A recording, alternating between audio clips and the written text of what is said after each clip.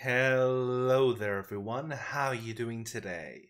I hope you're all well. Today we're going to be reading some stories from r/entitled parents. One story where a mom lost her children and set her brother-in-law's house in a blaze as a result. If you enjoy, like and subscribe. Now, without further ado, let's get started, shall we? Entitled Mom Doesn't Want Us to Have a Support Seat While Ice Skating.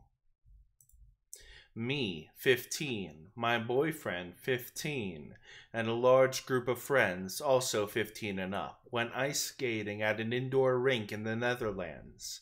We're all Dutch. I can't ice skate, and neither can my boyfriend, so we decided to use the plastic support seats to stay balanced while learning how to skate. One person can sit on the front of the seat, the other person pushes it forward and uses it to keep their balance. There are quite a bunch of these seats available, although not enough for everyone. My boyfriend and I were enjoying ourselves, boyfriend on the seat, me pushing him forward, when a mom, we'll call her M1, approached us to ask if she could use the seat since it's meant for children who can't ice skate. And by the way, it wasn't exclusively meant for children even then. We're still technically children. My boyfriend explained that can't ice skate either, and he would make sure they got the seat once we were done using it. M1 left. A few minutes later, M1 and another mom, different family, her name shall be M2, came up to us while we were standing at the side of the rink, my boyfriend still sitting in the seat. They asked us if they could have the seat since it's used to help people, mainly children, skate, and my boyfriend wasn't practicing his skating. I was practicing though, but I didn't tell them because I was a bit scared. It seemed pretty obvious I wasn't good at ice skating, so I thought they could figure it out themselves, and my boyfriend already stood up for himself. My boyfriend told the moms that he doesn't want to give them the seat because he deserves it just as much. M1 repeated some arguments and called my boyfriend stubborn. Also kept calling all of us stubborn. M1 eventually left. M2 kept demanding the seat, basically saying that my boyfriend's just being lazy and not trying to improve his skating while others do all the work pushing him. M2 had to repeat herself a few times because my boyfriend was wearing headphones and couldn't hear very well. My boyfriend is autistic and can't handle all the noise without these headphones, so he didn't take them off even when she asked him to. M2 got angry. My boyfriend got angry. M2 suddenly pulled the headphones off my boyfriend's head. My boyfriend, very shocked, told her not to touch him and to back off. M2 angrily and clumsily skated away, calling my boyfriend a pterygidular, which literally translates as someone who suffers from consumption. Diseases and illnesses are often used for swearing in the Netherlands, although it's often still considered to be a pretty screwed up when someone does use it, especially when it's a random 40 to 50-year-old mother with her child nearby. M2 went to an employee, and shortly after, my boyfriend was forced to give up the seat. Fast forward about an hour, we saw M2 also using a support seat, her pushing it with her child sitting in it, the child also pushing a seat which was empty, so they were using one seat too many, a seat we could have also used. We decided to leave M2 alone because there wasn't much that we could do. We later saw her giving away the extra seat, although we also saw her telling someone else they couldn't have the other seat she was using. Her child was no longer sitting in it because she needed it for herself, which was exactly what angered her when we did it. Later, my boyfriend and our friends were sitting on a bench connected to the edge of the rink, and some other friends were standing next to them. Still a bit angry at M2 and feeling bad for my BF. M2 came skating towards us with an empty seat in her hands for support. We decided to approach her and ask her for the seat. Her immediate response to one of our friends who reached her first and jokingly said, "Those seats were for children." Hul je kankabek, which translates to "shut your cancer face." We were all very shocked because using cancer as a swear word is of course unacceptable, no matter what language you're speaking, and completely disproportionate to the situation. Either way, I decided to attempt having a civilized discussion. She told me that two children who needed the seats that also needed it because she hasn't gone ice skating in 20 years. I told her that I understood where she was coming from, blah, blah, blah. Then I told her that I also needed that seat for support, not just my boyfriend, and that I was, in fact, using it to get better at ice skating. "Oh, you should have told me that earlier. I would have let you guys keep the seat," she said. I then added that I did find her reaction to my boyfriend's behavior a bit extreme, and that he deserved the seat just as much. She then said something to the lines of, "Oh, I almost gave you my seat, but never mind." So yeah, she changed her mind because I was agreeing with my boyfriend. Also, if she needed the seat, why was she suddenly giving it away? I called her childish and immature while she ice skated away. A few other friends who weren't sitting on the bench and were better at ice skating approached her and asked her for the seat. She didn't realize they were part of our group and gave them the seat. When she saw those friends had given the seat to my boyfriend, she grabbed the seat out of my boyfriend's hands. Luckily, he was sitting on the bench and quickly skated away. In other words, she didn't care if she had the seat, as long as my boyfriend didn't get it. She left the rink shortly after, never to be seen again. Whoo! What a bitch. What an absolute bitch. And not the female dog kind. I'm talking about the asshole lady kind. Topic warning. Abusive mothers and just a fucked up family in general. For our next story we have, my mom lost all of her children and as revenge set my brother-in-law's house ablaze. Hello people, I hope you all had a wonderful Thanksgiving with family that love you. We did have a wonderful Thanksgiving, but it got outshadowed by my mom going full pyro. Here's an update about my shitty mom, but first, I'll talk about my sister. For the people who don't know, my little sister was extremely entitled and bratty, just like my mom, and who, just like my mom, baby-trapped her boyfriend. Instead of ignoring her like me and my other sibs do, she had her head up my mom's ass. When my mom was arrested, my sister told me that it was my fault, that I ruined the family, and when she sees me, she is going to kick my ass. Some nights ago, my husband woke me up and told me that my sister was at our house on our porch. My husband asked, "What do we do? Call the cops?" I mean, that was my first plan because it was like 4 in the morning and I don't like my sister, but I'm an adult and I can use my words. I told my sister to leave because 1, I don't like her, and 2, it was 4 a.m. But I realized my sister was crying and in her arms was her new baby. She told me that living with our mother was awful and she couldn't go back to that house. I asked, after all she did to my family, why should I help her? And how did I know that her cry for help was not a way to trap one of us? She just kept crying, begging for me for help. Then something in me snapped, that big sister in me, that I hit over the head with a shovel and buried in the backyard years ago, came back to life. I told my husband to get the baby sister. When my husband came back with my sister, she looked awful. We talked for hours, and it was very emotional for the both of us. We just cried, and my sister begged for my forgiveness.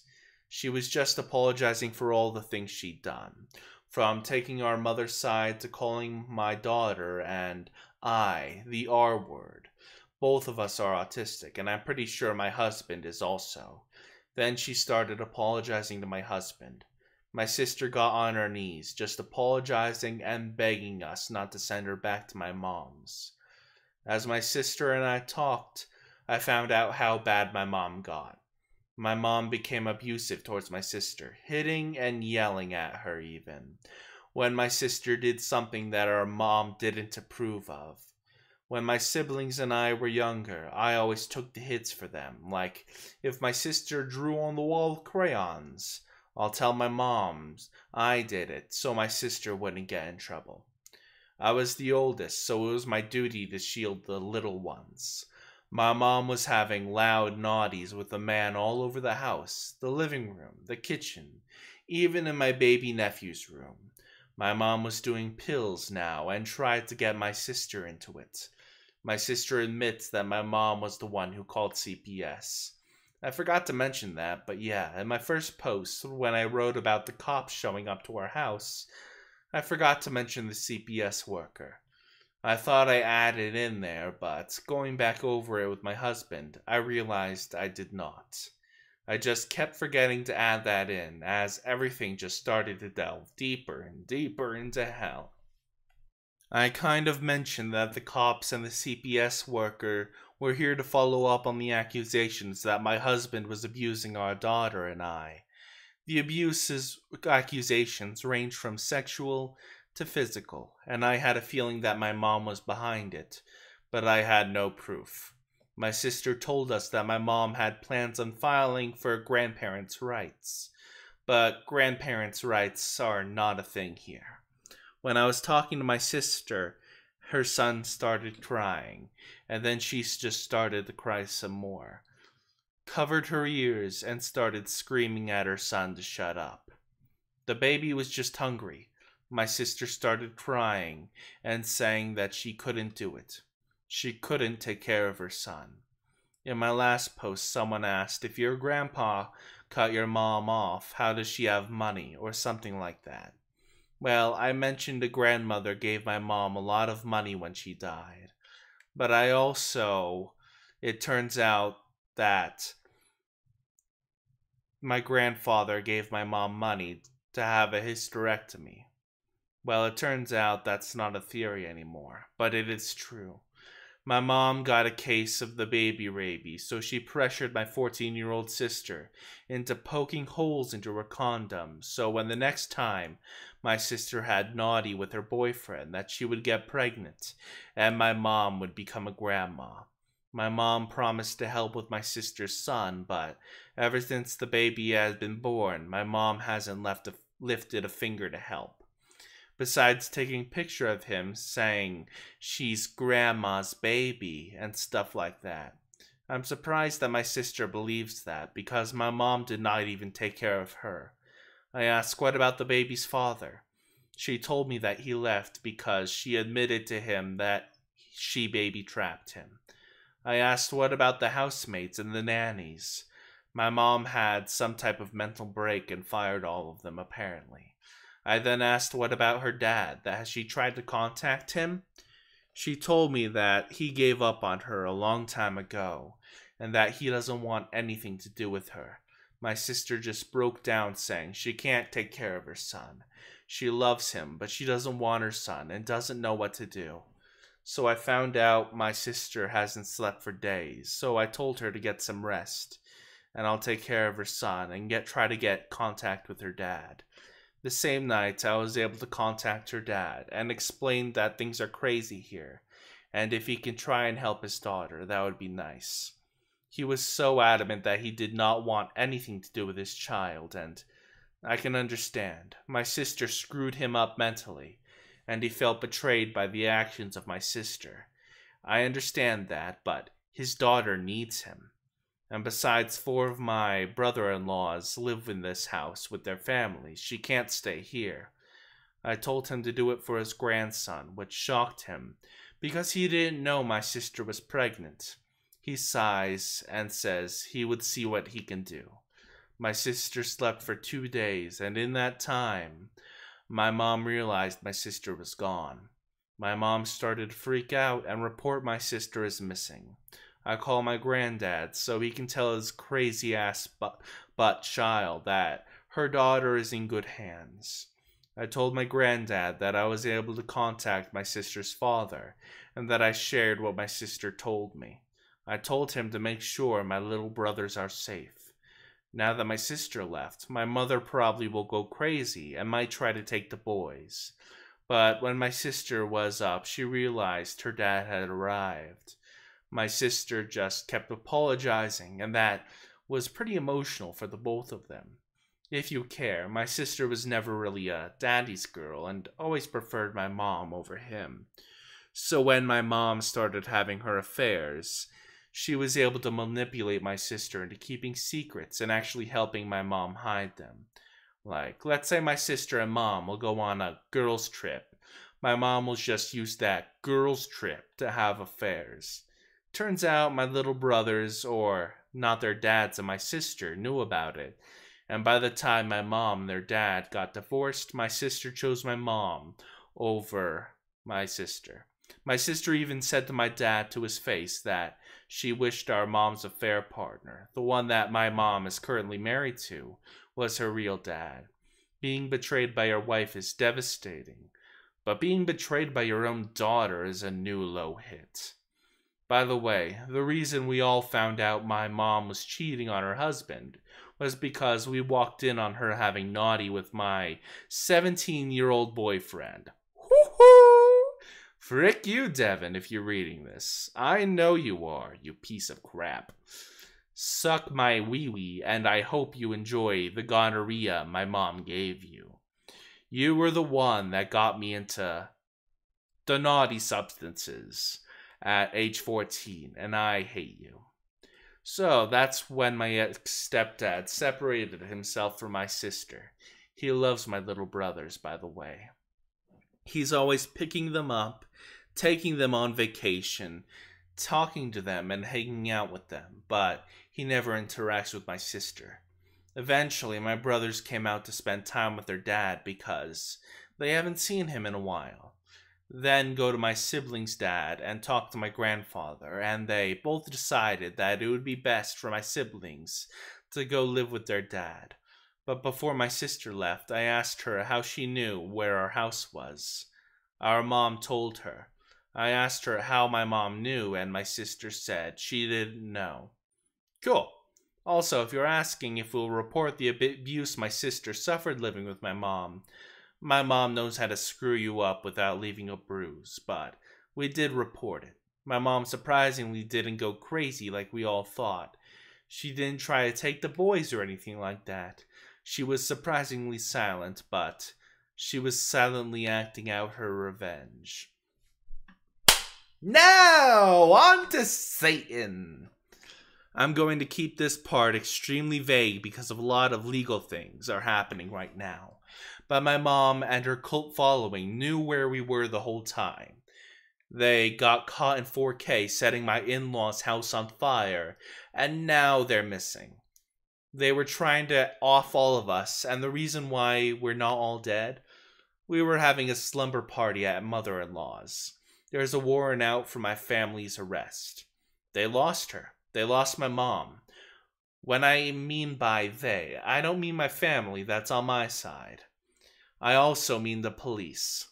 They freaking lost her. Everything in that house is still there. However, her social media is gone. Her siblings are gone, and no one knows where they went. Now, I'm afraid for my life, and it doesn't help that we still don't know who gave my mom those pictures of my children, nor do we know who was the one that gave her our location.